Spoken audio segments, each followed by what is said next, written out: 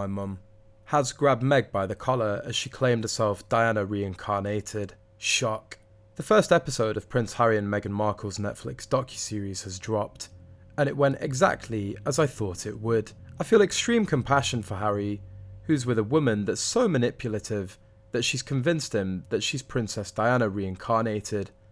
Meghan is using Harry's very real childhood trauma to mentally abuse him. Earlier, Meghan Markle is being called out for intentionally mimicking her mother-in-law, Princess Diana's mannerisms and way of speaking, reported the Daily Mail. The accusation comes from the Real Housewives of New York alum Bethany Frankel, who blasted Meghan over her recent claims against the royal family in a new bombshell interview with The Cut and a Spotify podcast. Talking on her iHeart podcast, Just Be, Bethany said that Meghan tries to emulate Diana in the way she positions herself. She explained, "I think there's a non-relatable factor in the way that we're being spoken to." She added, "In that poised, orchestrated elegance, in that mimicking of Diana, in that Caroline Kennedy-style, intentional, very natural, very slow speech, being aghast at the word diva, who are you relating to?" Bethany also urged to stop talking about the royal family and just let it go, saying that her constant digs at the family are sure to affect her husband.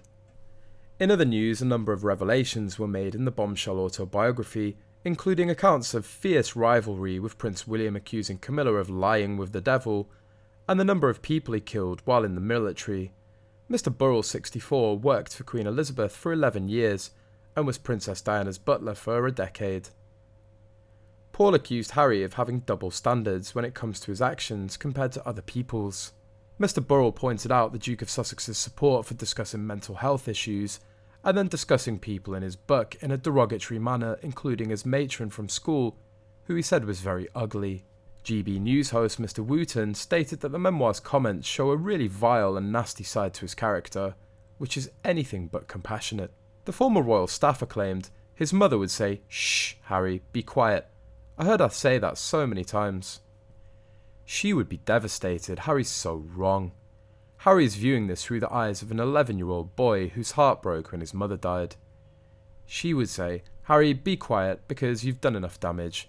Your job was to support your brother on his way towards being king, and to be there for him."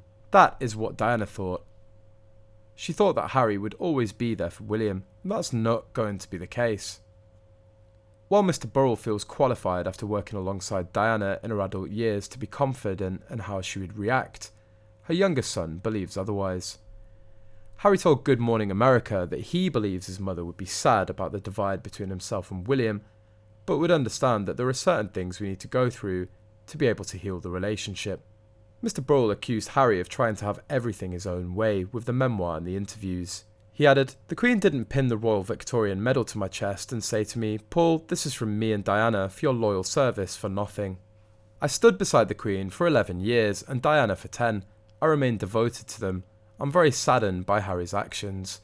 I'm saddened by the path that he's taking." In the memoir, the father of two lashed out at Mr. Burrell, saying that he made his blood boil when he released his book A Royal Duty in 2003. The prince also accused the former butler of milking and profiting from Diana's tragic death.